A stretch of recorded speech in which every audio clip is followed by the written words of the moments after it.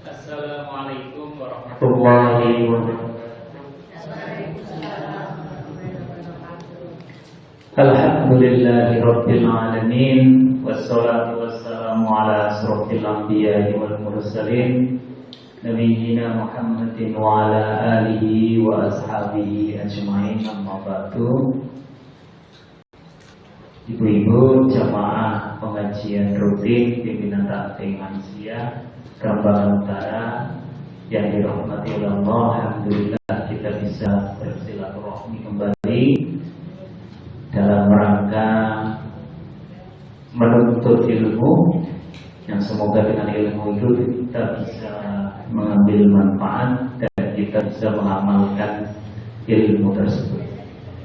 Yang kedua, salawat serta salam tercurah kepada junjungan kita Nabiullah Muhammad sallallahu alaihi wasallam, suri tauladan terbaik, meninggalkan dua wasiat yang dipastikan oleh Nabi kalau dua hal itu kita pegang tidak akan tersesat, yaitu Al-Quran dan hadis.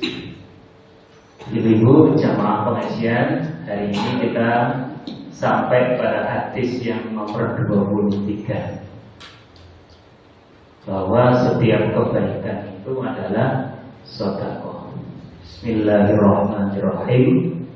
An Abi Malikin, dari Abu Malik, yaitu Al-Haris, namanya Haris bin Asim, anak laki-lakinya Asim Al-Asari, dari kelompok Al-Asari. Radhiya, semoga meridhai Allah anhu, dari Haris bin Asim Al-Asy'ari. Qala, bersabda Rasulullah sallallahu alaihi wasallam, at-tahuru, bersuci atau berwudu, satrul imani, separuh keimanan, walhamdulillahi, dan bacaan alhamdulillah, tamlau, memenuhi bacaan alhamdulillah tadi, al-mizana, timbangan di hari akhir nanti, wa subhanallahi walhamdulillah, dan bacaan subhanallah dan alhamdulillah, tamlaani, keduanya memenuhi, semua, bainas samai, di antara langit, wal ardi, dan bumi. Wassolatu, dan sholat itu nurun, cahaya. Wassodaqatu, dan sodaqah burhanun, bukti. Wassobru, dan kesabaran diaun, cahaya. Wal Qur'anu, dan bacaan Al-Quran hujjatun, pembela, laka bagimu, au alaika, atau justru menjadi penuntutmu. Kullun nasi, setiap manusia, yaitu pagi-pagi, fabaiun, maka membeli nafsahu, jiwanya, famutikuha, maka dia membebaskannya, au mubikuha, atau membinasakannya. Rawa, meriwayatkan hadis Muslimun, Imam Muslim. Ibu-ibu yang dirahmati Allah, terjemahan bebasnya adalah at-tahuru satrul iman, berwudu itu separuh iman. Walhamdulillahi tamlaul mizan, bacaan alhamdulillah itu pahalanya besar, bahkan bisa memenuhi timbangan. Wa subhanallah walhamdulillah, dan bacaan subhanallah walhamdulillah, keduanya memenuhi langit dan bumi. Wassolatu nur, sholat itu cahaya. Wassadaqatu burhan, bersedekah itu bukti. Wassobru diyaun, kesabaran itu cahaya. Wal Qur'anu hujjatun, dan Al-Quran itu pembela kita, au alaika, atau justru menjadi penuntut kita. Hadis riwayat Imam Muslim. Hadis ini menunjukkan betapa Allah itu memberikan petunjuk, ada amalan-amalan yang mudah dilakukan, tapi pahalanya besar. Yang ditunjukkan di sini adalah bacaan alhamdulillah. Bacaan alhamdulillah itu memenuhi timbangan kita. Mudah kan lu? Sambil santai-santai macam alhamdulillah, alhamdulillah, alhamdulillah. Itu pahalanya. Itu nanti kita akan di akhirat itu setelah menghadap Allah dikumpulkan di padang mahsyar. Itu nanti kan kita antri. Amalan kita antara yang baik dan buruk itu akan ditimbang. Dan salah satu yang bisa memenuhi timbangan amal baik kita adalah zikir alhamdulillah. Makanya jangan sampai tidak membaca ini. Emang kalau sering nyanyi Korea, nyanyi Inggris, nyanyi dangdut, sering kita baca, tapi alhamdulillahnya lupa. Karena apa? Ini bacaan ringan, tapi mampu memenuhi timbangan. Artinya pahalanya besar. Memenuhi timbangan itu berarti pahalanya besar. Apalagi kalau dihayati, lebih besar lagi. Apa sih artinya alhamdulillah?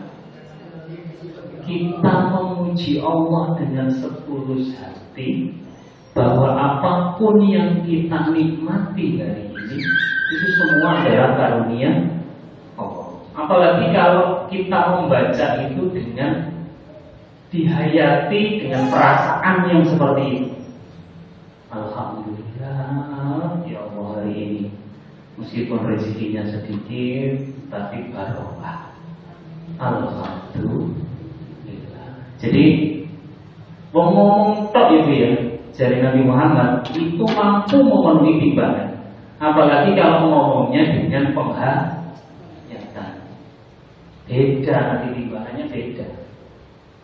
Terus bacaan apa lagi yang mampu memenuhi timbangan, Pak? Menurut hadis ini adalah Subhanallah walhamdulillah. Bahkan di hadis yang lain itu ya, ada 4 zikir. Yang ini kalau kita baca berurutan atau tidak berurutan, ini pahalanya luar biasa. Subhanallah walhamdulillah wala ilaha illallah wallahu akbar. Ini 4 zikir. Kalau kita baca, apakah urut yang seperti saya baca tadi atau tidak urut, itu pahalanya luar biasa. Sampai ada hadis itu bisa memenuhi timbangan, atau bahkan di hadis lain itu pahalanya sepenuh antara langit dengan bumi. Itu kalau ditimbang ya sudah ada timbangan itu yang bisa. Saking banyaknya. Makanya emang waktu-waktu kita itu lepas dari bacaan-bacaan seperti ini. Zaman Nabi itu ada hadis ini. Pernah saya cerita juga mungkin di sini. Jadi orang-orang zaman Nabi itu kan ada yang ekonominya bagus, ada yang ekonominya tidak bagus. Yang ekonominya tidak bagus itu wadil ke Nabi. Kami ini ditakdir ekonominya tidak bagus. Saat teman-teman kami yang ekonominya bagus bisa beramal dengan pahala, dengan harta mereka, tapi kami nggak bisa. Contohnya, mereka bisa infak, kami tidak bisa. Mereka bisa zakat, kami tidak bisa. Mereka bisa haji, bisa umroh, kami tidak bisa. Mereka bisa nyumbang masjid, bisa nyumbang panti asuhan, bisa nyumbang sekolahan, kami tidak bisa. Maka apa kata Nabi? Ya wis menang ya. Menang-menang aja cuma ngomong solo-solo. Tak ulangi wirid, nek waca wirid iki, insyaallah pahalamu padha karo sing sedekah, padha sing karo infak, padha sing karo zakat, padha sing karo haji umroh. Apa iki? Subhanallah walhamdulillah wala ilaha illallah wallahu akbar. Baca sebanyak-banyaknya. Tidak ada keterangan di situ harus 1.000, harus 10.000, harus 100.000, harus 1 juta, tidak ada. Kata Nabi yang penting sebanyak-banyak. Kalau menurut kita 33 sudah banyak dan pengen apa? Silahkan. Yang penting jangan diyakini harus 1.000, harus 10.000. Yang nggak boleh itu ditarget itu. Soalnya kalau ditarget terus diimani bahwa itu nanti mendapatkan ABC, ya itu yang nggak ada dasarnya. Ya pokoknya saya ngakeh gitu aja. Mari ngono, sahabat-sahabat tadi, ternyata wirid yang sampean ajarkan pada kami didengar sama kami saudara-saudara kami yang kaya. Mereka juga setiap selesai sholat baca itu, kata Nabi. Yo wis, berarti karena memang Allah itu melebihkan di antara kamu di antara yang lain. Artinya apa? Bahwa wirid subhanallah, alhamdulillah, wala ilaha illallah, wallahu akbar ini bisa kita praktekkan setiap hari, lebih-lebih setelah selesai sholat, sebanyak-banyak. Karena apa? Karena itu pahalanya besar sekali. Bahkan menurut hadis ini mampu memenuhi timbangan. Timbangan apa? Bukan timbangan gula, timbangan amal.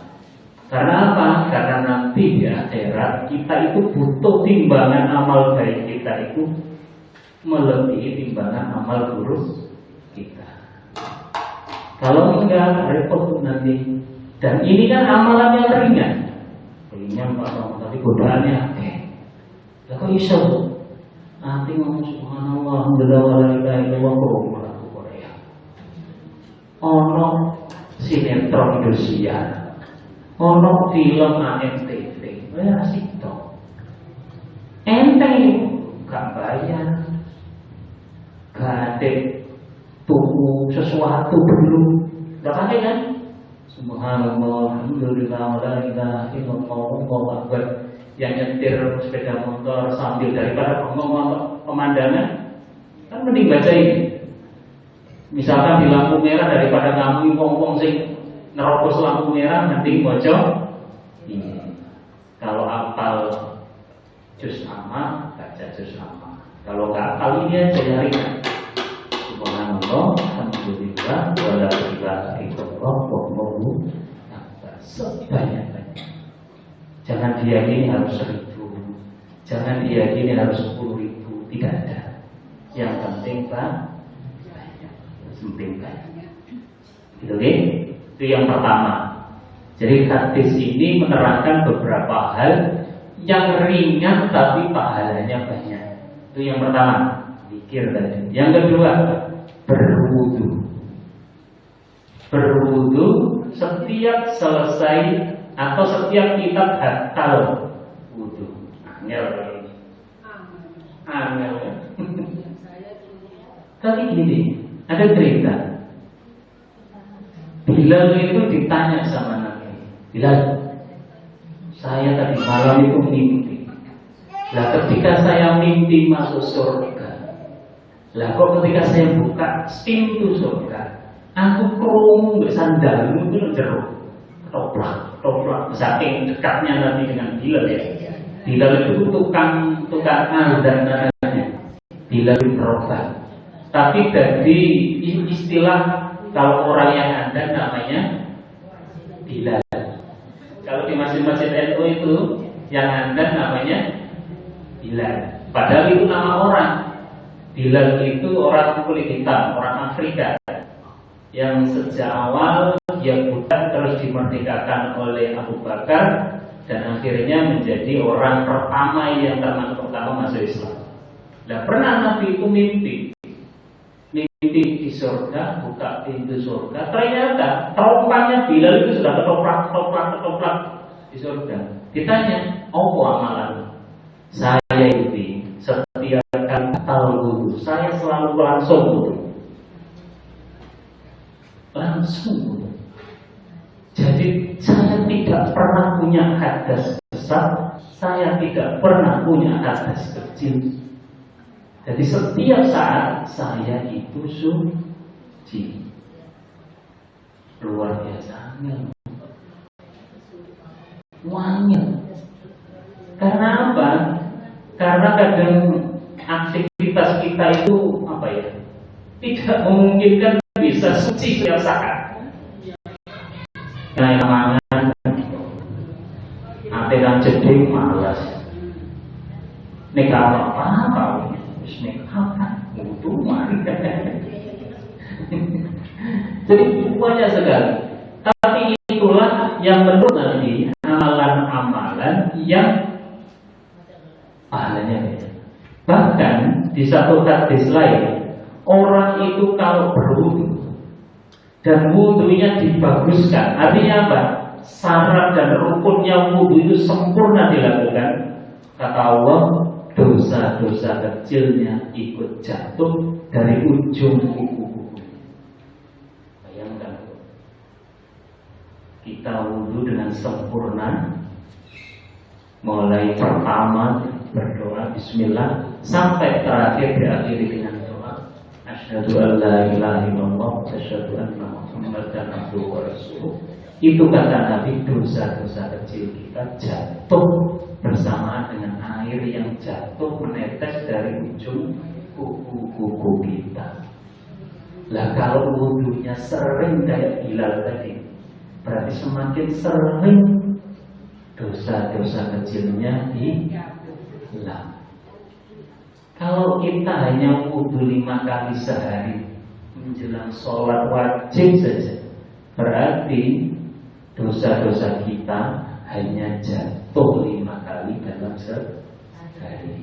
Nah, kalau dalam sehari kita wudu 25 kali, berarti kesempatan dosa-dosa kecil kita jatuh bersamaan dengan jatuhnya air wudu itu berarti 25 kali juga. Pilih yang mana? Yang banyak apa yang sedikit. Nah, kalau kesempatan bilang dosa kecilnya itu semakin sering, berarti kan semakin suci diri kita. Makanya di hadis ini at-tahuru satrul iman. Wudu yang sempurna itu separuh dari iman. Makanya jangan malas-malas untuk wudu. Kecuali iman-iman PDAM murah.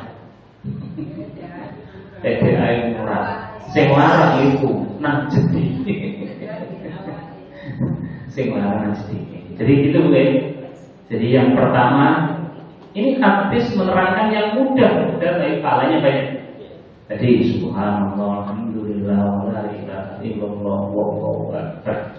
Yang kedua, wudu setiap kali punya hadas kecil atau hadas besar. Tapi mudahnya ini, setiap jenengan kejeding, usahakan wudu. Itu dulu. Setiap jenengan kejeding, usahakan wudu. Usahakan wudu. Karena apa? Kalau kita setiap kali kejeding wudu, maka kita mulai akan terbiasa. Jadi pokoknya ini mlebu sedih, keluar sudah harus berwudu. Tapi kalau buru-buru ini nanti, aduh, make upan mana atau make upan mana? Makanya kalau bisa ditahan. Kalau bisa ditahan. Itu yang kedua. Sekarang yang ketiga.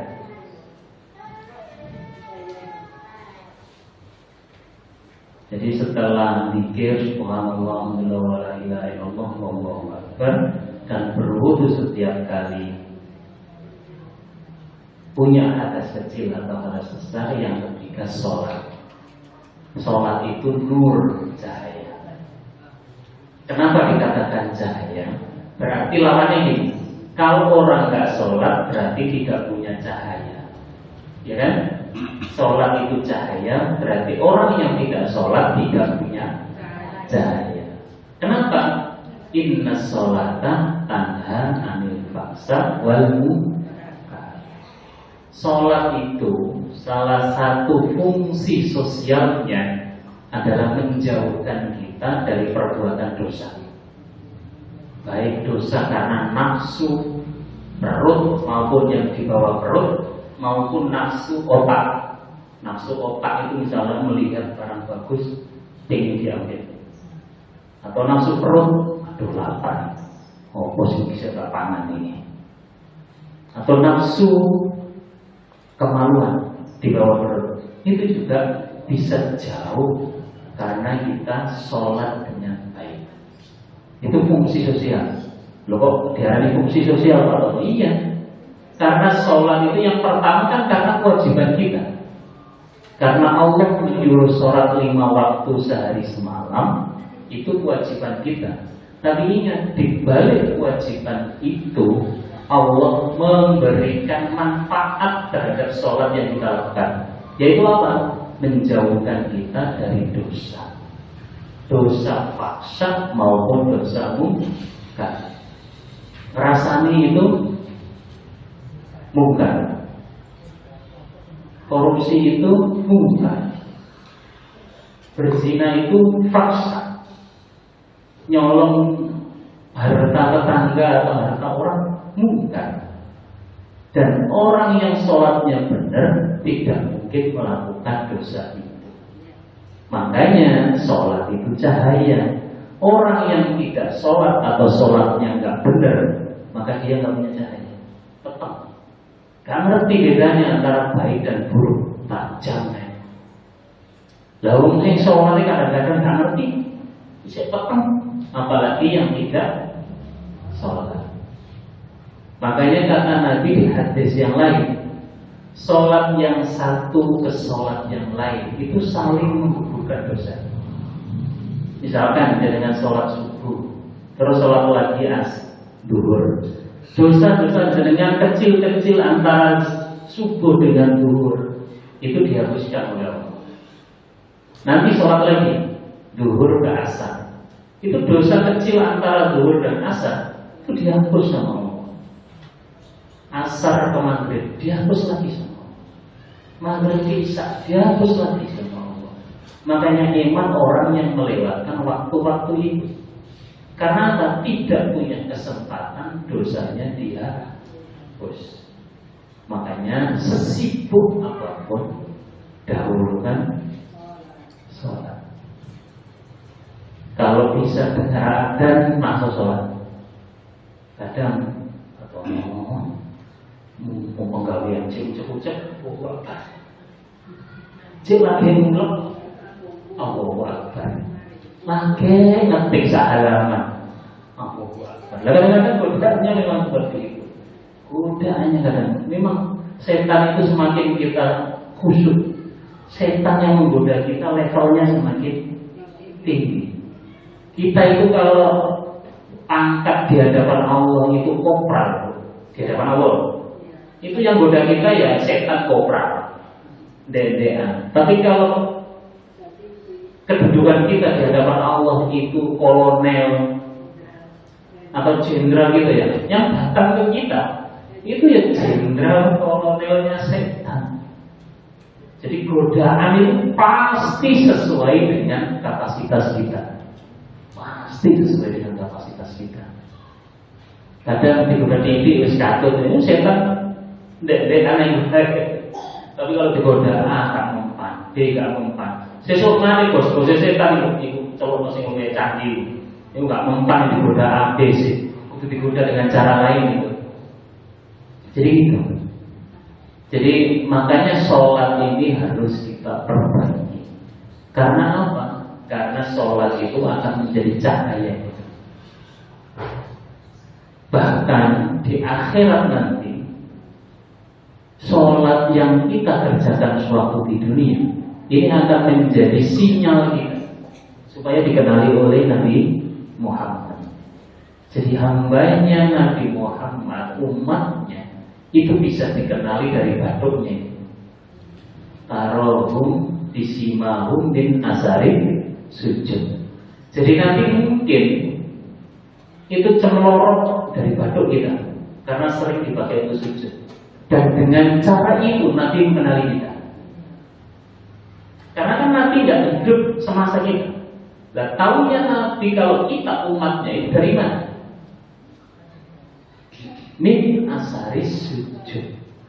Semakin kita sering sujud, maka semakin terang batu kita. Jangan salah paham Bu ya.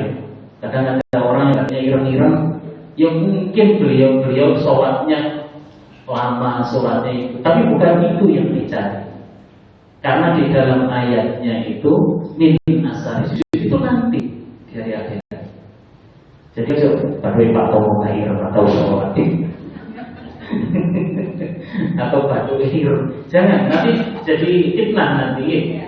Jadi fitnah. Lalu sih wong itu sering sholat batu ireng. Kan mau itu sholat kafir, tapi mau batu ireng. Jadi jangan ukur dari situ. Nanti jadi fitnah. Nah, fitnahnya apa? Yang batu gak ireng dikira gak tahu. Bahaya. Saya nggak pernah lihat soal ibu-ibu batu ireng. Bunyai batu nggak ada yang ireng. Apa berarti beliau tidak sholat? Ya tidak. Jadi jangan salah paham nih. Nanti takutnya jadi fitnah. Yang dimaksud ayat itu adalah nanti saat di hari akhirat. Simahu min asari sujud. Baduknya itu mencorot, nanti akan dikenali sebagai umat Nabi Muhammad karena sering sholat. Oke, selanjutnya was-shadaqatu burhanun, dan sedekah itu bukti. Apa artinya? Perlu kita pahami dulu sedekah. Bedanya dengan infak. Kalau sedekah itu bisa macam-macam perkara yang kita pakai. Misal dalam hadis, senyum itu sedekah.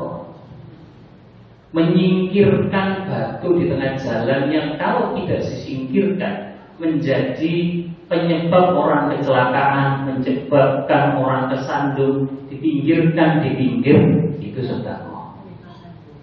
Kalau infak itu dengan harta. Jadi kalau bedanya mungkin, jadi sedekah itu tidak harus harta, tapi infak harta saja. Jadi kalau misalnya Pak Tomo aku infak be opo ya, aku tuh be harta kalau infak. Tapi kalau Pak Tomo aku sedekah be opo? Senyummu di hadapan wajah saudaramu itu sedekah. Menyingkirkan halangan di tengah jalan. Ada orang itu yang kerjanya itu ya ranjau paku itu, mengambil paku-paku di jalan. Itu kan ada. Itu sedekah itu. Nah, kalau enggak orang kena paku bahaya. Atau ada orang yang pekerjaannya nambali apa? Nambali jalan yang lubang-lubang. Itu sedekah juga. Sedekah. Atau pekerjaannya bersihi jalan dari yang mengganggu itu sedekah. Jadi sedekah yang kita berikan kepada orang lain itu menjadi bukti nanti di hadapan Allah Subhanahu wa Ta'ala seberapa banyak sedekah kita. Makanya yang tidak punya harta jangan berkecil hati, karena banyak kesempatan untuk melakukan jenis sedekah lain yang bukan senyum. Wah, itu senyum itu.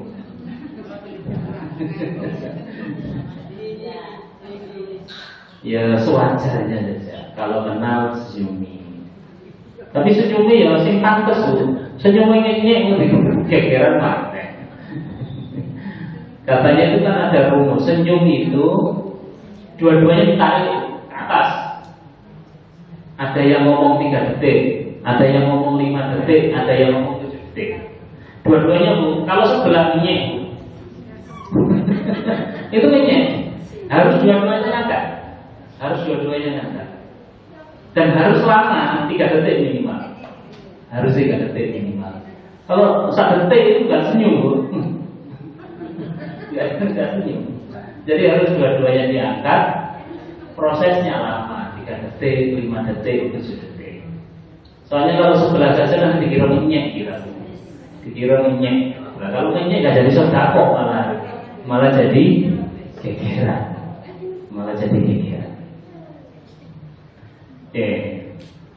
Ini juga amalan-amalan yang lain. Wasobru diyaun, dan kesabaran itu cahaya.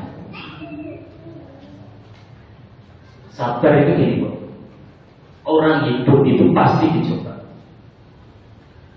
Dalam surat Ali Imran itu disebutkan, wala yabluwannakum bisyai'in minal khawfi wal ju'.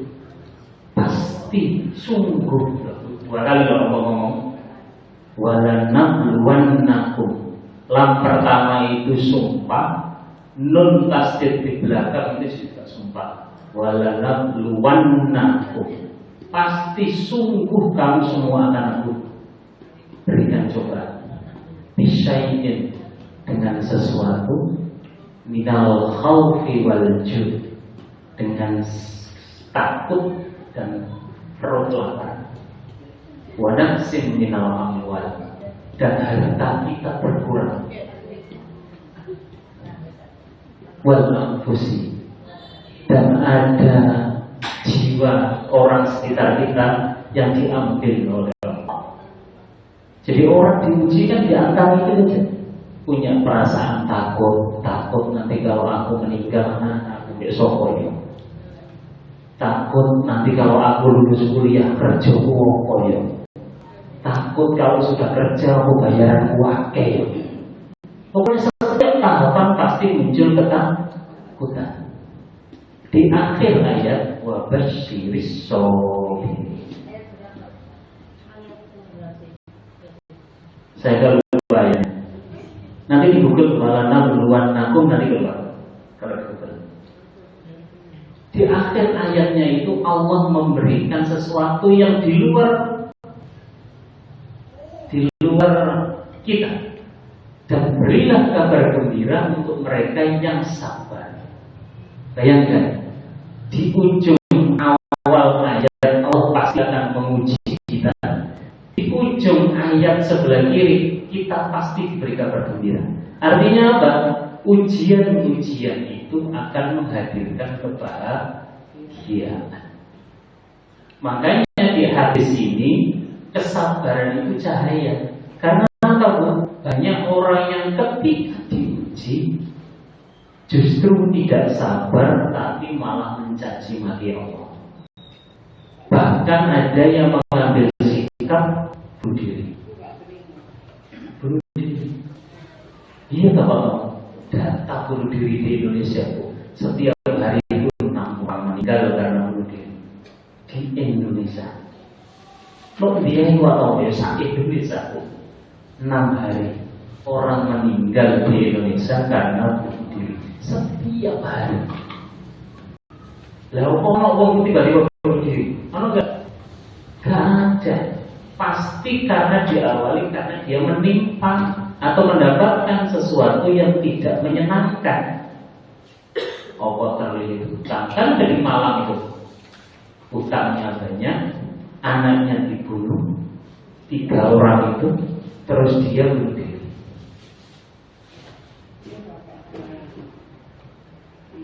Ada yang dikasih racun semua anaknya, dia juga minum racun, bersama-sama minum racun, terus meninggal semuanya.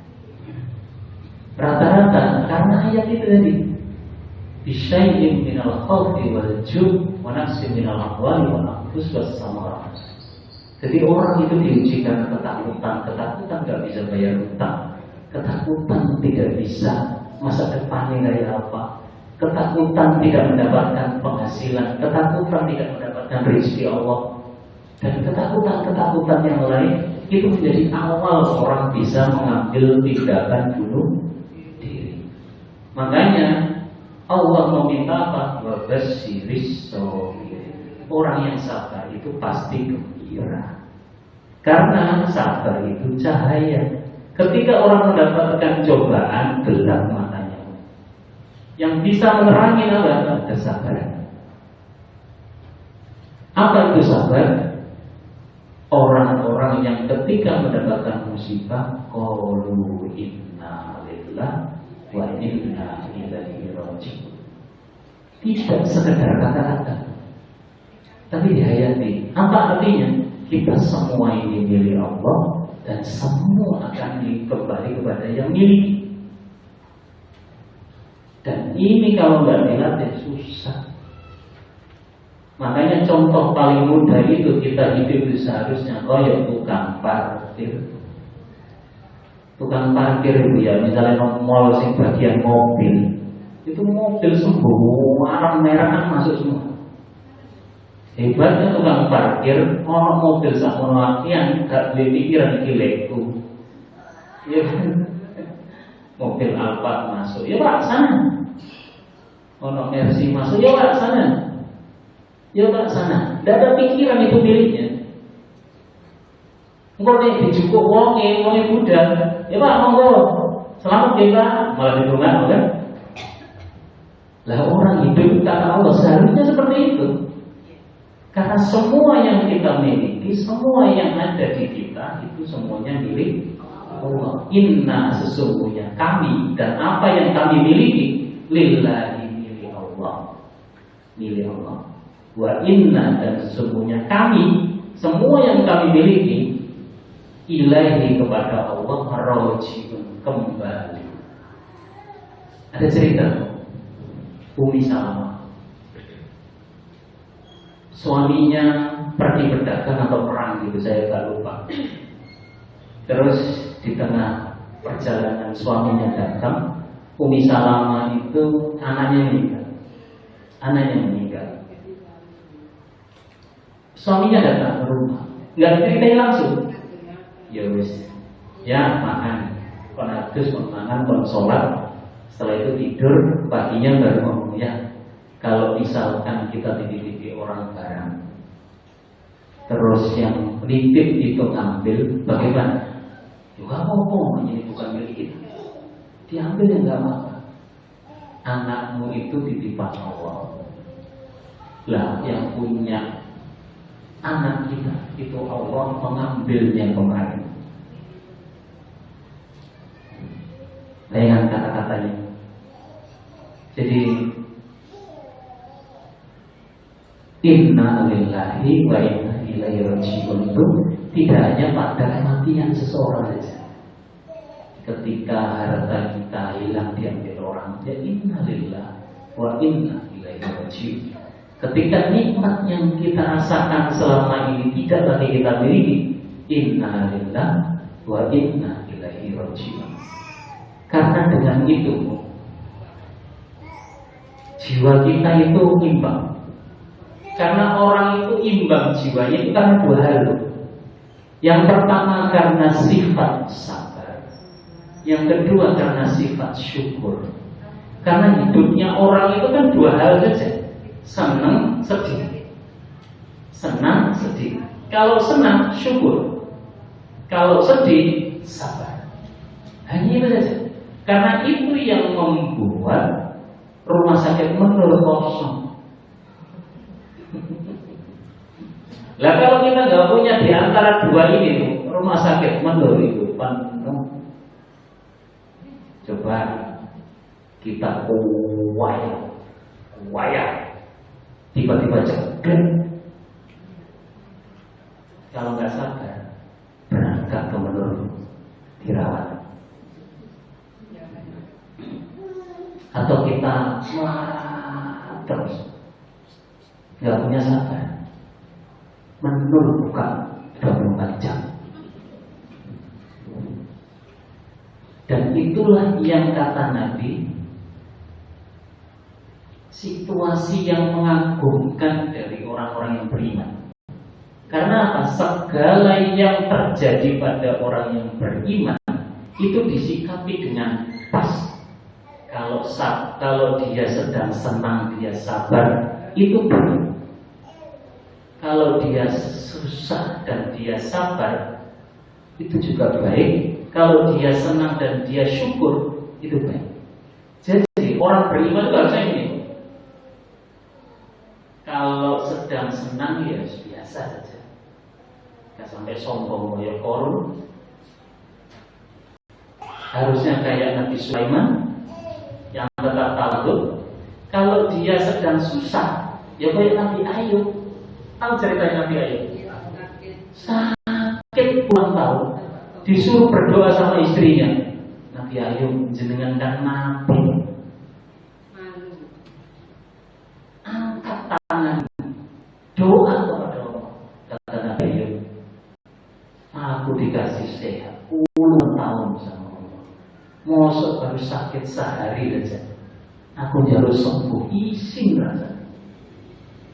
Bukan berarti nanti kau berdoa supaya Allah sehat. Tidak. Ya artinya itu mengajarkan kita kalau kita sedang diuji harus sabar. Karena yang diuji jauh lebih susah dari kita, lebih banyak.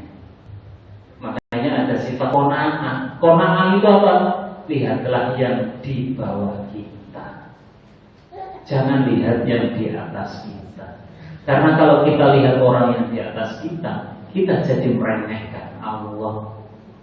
Dikai sepeda motor, ya Allah, bukan mobil.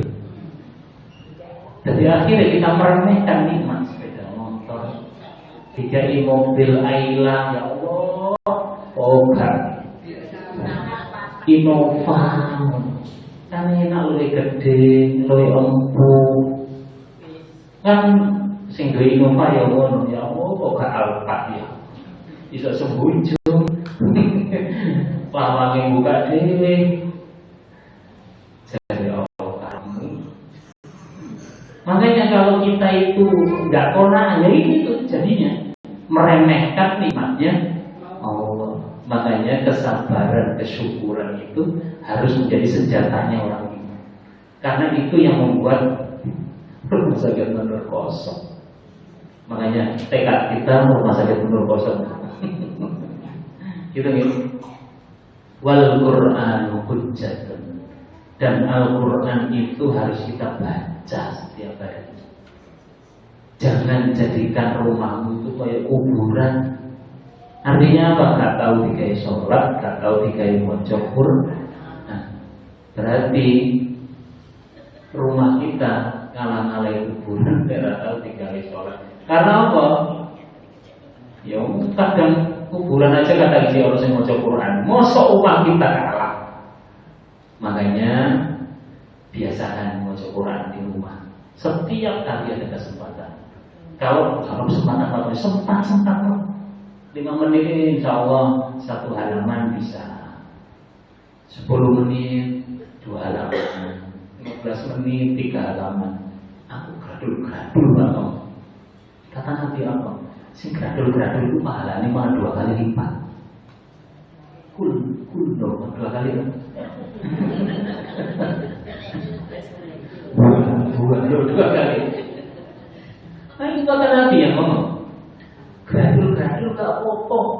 Justru yang gradul-gradul itu dikasih pahala 2 kali. Karena kata yang sama diulang-ulang.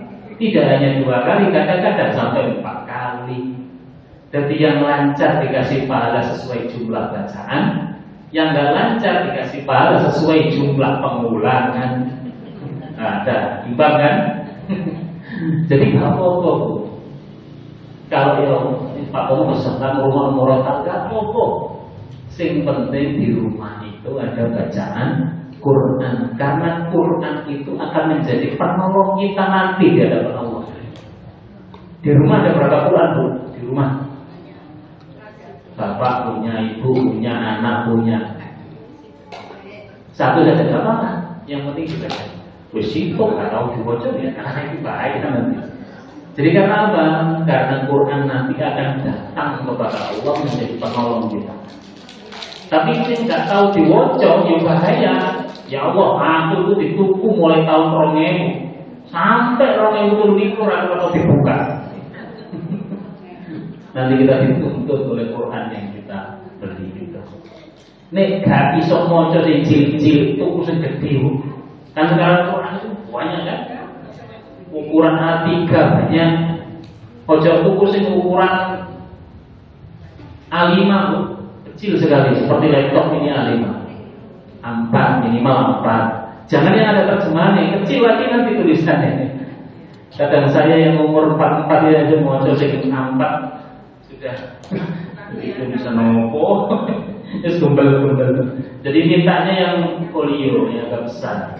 Nanti kalau masih nggak kelihatan, beli yang A3 lebih besar lagi. Kamu pokoknya yang imam-imam masjid gitu ya. Kau wati Quran, enak mencontoh terang. Yang penting kita punya kesempatan untuk selalu baca Quran. Oke, jadi saya simpulkan ya, amalan-amalan yang mudah berpahala banyak yang ada di hadis ini. Satu, zikir subhanallah walhamdulillah wala ilaha illallah wallahu akbar, ojo lali, dibaca sebanyak-banyaknya. Kalau selesai sholat minimal 33. Oke, selesai sholat minimal 33.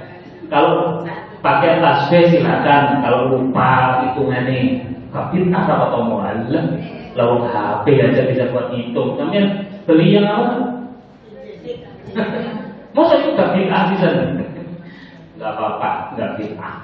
Lalu angel-angel pakai tangan bisa. Tapi kadang-kadang istri ibu pakai tangan itu susah hitung. Yes, yang mudah saja. Kalau bisa tangan monggo, yang bisa tasbih monggo, yang bisa kletik-kletik itu monggo. 33. Kadang-kadang kalau pakai tangan piro, balik. Ya yang mudah saja.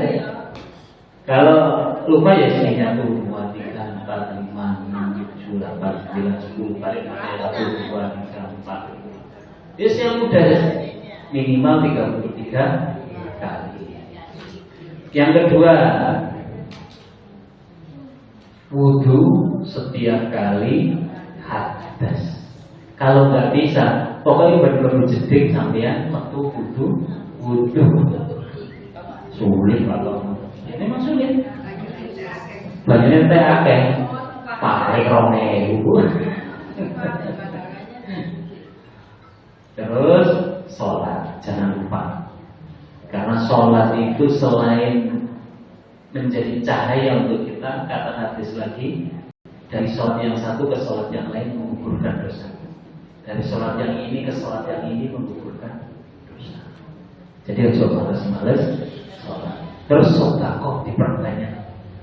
Apapun yang bisa kita lakukan untuk sedekah, lakukan. Terus sabar, punya sifat sabar. Kalau lagi dapat rezeki, syukur. Kalau lagi diuji dengan yang tidak senang, sabar. Jadi jiwanya orang beriman itu kayak timbangan. Munggah biasa, mudahnya biasa. Seusahakan tengah-tengah. Terus mojo Quran, mojo lari. Karena itu semuanya adalah obat hati yang membuat jiwa kita tenang. Ala bidzikrillah tatmainnul qulub. Karena orang sekarang itu minta tenang hatinya banyak caranya. Nanti diskotik ini kita tahu alasannya pengen tenang. Narkoba pengen tenang. Padahal rumusnya Allah apa? Mojo Quran. Ala dzikrillah tatmainnul qulub. Zikir kepada Allah itu menenangkan hati. Mojo Quran zikir. Baca kalimat thayyibat zikir. Sholat itu zikir.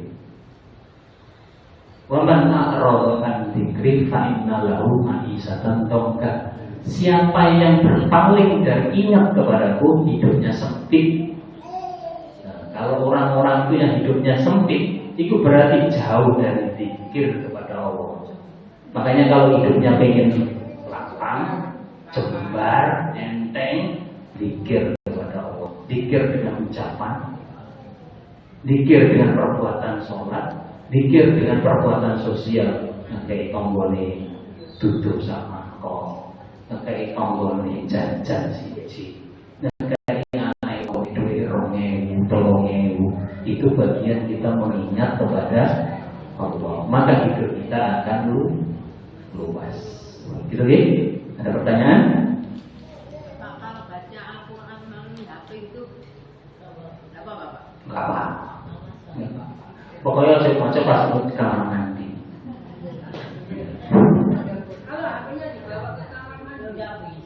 Ada pertanyaan lucu itu ketika ditanyakan ke Gus Bahar. Terus jawaban Gus Bahar ini, di dalam otak kita ini kan ada hafalan Quran, sama seperti di HP ada rekaman Quran. Maksud kita nggak boleh masuk kamar mandi? Kan sama, di otak kita ada rekaman Quran, di HP ada rekaman Quran. Lah kalau rekaman Quran di HP nggak boleh masuk kamar mandi, berarti rekaman Quran di otak kita nggak boleh masuk kamar mandi. Yang penting tidak diucapkan.